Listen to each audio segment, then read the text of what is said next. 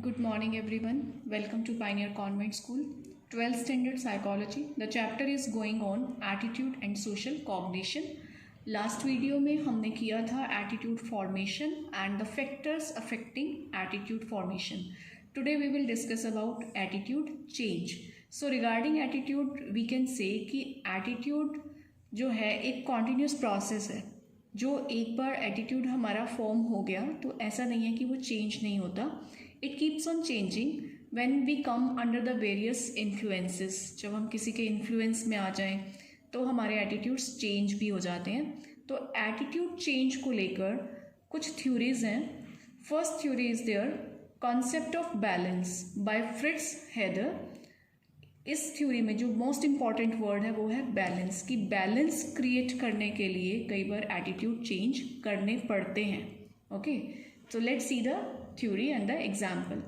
इन्होंने जो थ्योरी दी, इन्होंने उसका नेम रखा POX triangle. P here stands for the person who is being studied. Means जिस पर्सन के एटीट्यूड को स्टडी किया जा रहा है उसको नेम दिया P. O means other person, like एक दूसरा पर्सन जिसको रेफरेंस पॉइंट बनाकर जिससे कंपेयर किया जाएगा इस पर्सन के बिहेवियर को, वो कोई एक अनदर पर्सन है. X है एटीट्यूड ऑब्जेक्ट. मीन्स किसी ऑब्जेक्ट के लिए जो एटीट्यूड चेक हो रहा है. अब वो ऑब्जेक्ट हमारा कोई टॉपिक हो सकता है, कोई पर्सन हो सकता है, कोई थिंग हो सकती है, कोई हैबिट हो सकती है, कोई एक्टिविटी हो सकती है जिसके प्रति हमने एटीट्यूड चेक करना है, उसे हम कहते हैं एटीट्यूड ऑब्जेक्ट. सो ये जो P का O के साथ, O का X के साथ, X का P के साथ, इस थियोरी के according these all three should be balanced. तो बैलेंस और इम्बैलेंस कैसे होता है? बैलेंस होगा when all the three sides are positive. First point. एक और कंडीशन है बैलेंस होने की, when two sides are negative and one is positive. आपने मैथमेटिक्स में पढ़ा होगा कि जब दो नेगेटिव पॉइंट होते हैं तो दो नेगेटिव मिलके क्या बनाते हैं? पॉजिटिव. थर्ड ऑलरेडी पॉजिटिव है तो अल्टीमेटली रिजल्ट क्या हो गया? पॉजिटिव. नाउ इम्बैलेंस कब क्रिएट होगा? When all the three sides are negative. कि ये P है, ये X है, ये O है. इन तीनों का एक दूसरे के लिए जो एटीट्यूड है वो तीनों साइड पे नेगेटिव है, राइट? या फिर टू साइड्स पॉजिटिव हो जाए, वन नेगेटिव हो जाए, तो मैथमेटिक्स के अकॉर्डिंग फिर से रिजल्ट क्या आएगा? नेगेटिव. सो अब इसको विद एग्जाम्पल अंडरस्टैंड करते हैं.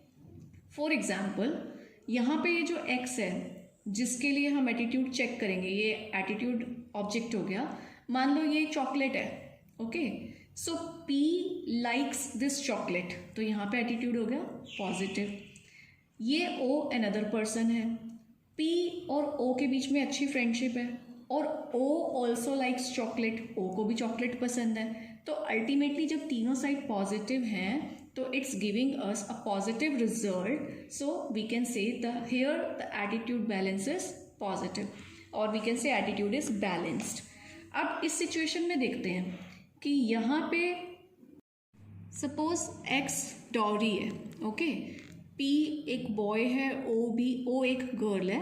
तो P का डाउरी के लिए जो एटीट्यूड है वो कैसा है? नेगेटिव. जो O है उसका भी डाउरी के लिए जो एटीट्यूड है वो नेगेटिव है, लेकिन P O के लिए पॉजिटिव है. तो अब ये दो नेगेटिव पॉइंट मिलके हो गए पॉजिटिव और यहाँ पे जो एटीट्यूड हो गया कंप्लीटली वो हो गया पॉजिटिव. मीन्स बैलेंस सिचुएशन हो गई क्योंकि P को भी डाउरी पसंद नहीं है, O को भी डाउरी पसंद नहीं है, तो दोनों के बीच में अंडरस्टैंडिंग बहुत अच्छी हो जाएगी. तो इस सिचुएशन में बैलेंस हो गया. Let's see the situations of imbalance. अब यहाँ पे अगर P X को लाइक नहीं करता, O भी X को लाइक नहीं करता, P O को भी लाइक नहीं करता, तो यहाँ तो सारी सिचुएशन ही नेगेटिव है ना. यहाँ तो कुछ बैलेंस हो ही नहीं सकता.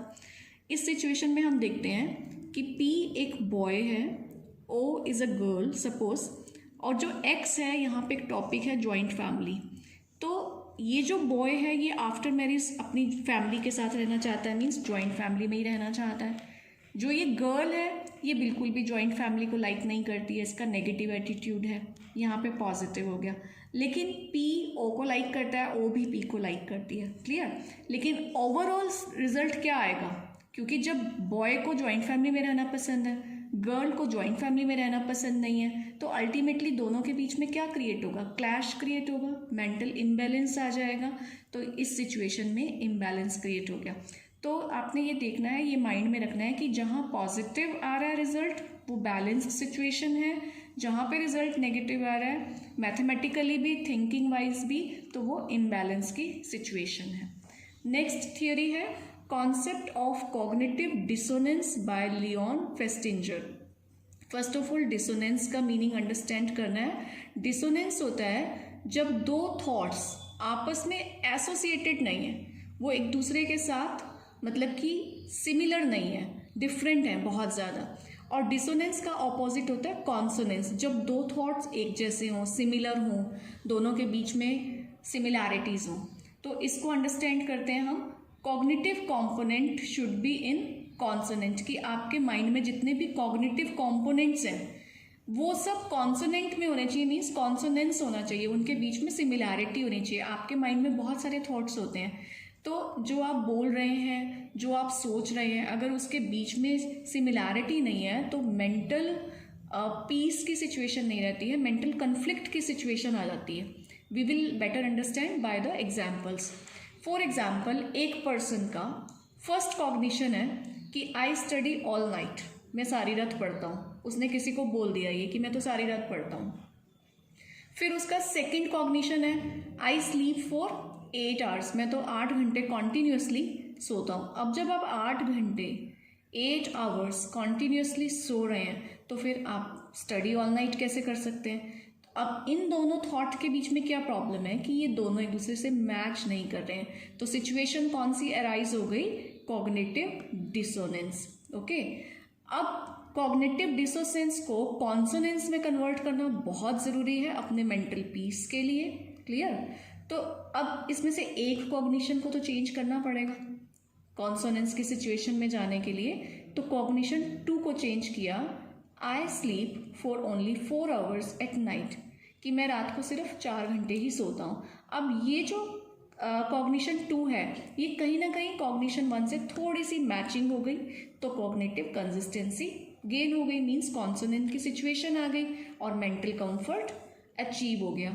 ये बिल्कुल वैसे है कि हम अगर बोलते कुछ और है, करते कुछ और है दूसरों को इम्प्रेस करने के लिए, तो हम एक मेंटल पीस की सिचुएशन में नहीं रहते हैं। हमें बार बार ऐसा लगता है कि कहीं ना कहीं कुछ आउट ऑफ ट्यून हो रहा है, मैच नहीं कर रहा है पर्सनालिटी के साथ, थिंकिंग के साथ। फॉर एग्जाम्पल, कॉग्निशन 1 हम एक और लेते हैं कि कोई पर्सन कहता है स्मोकिंग इज़ बैड।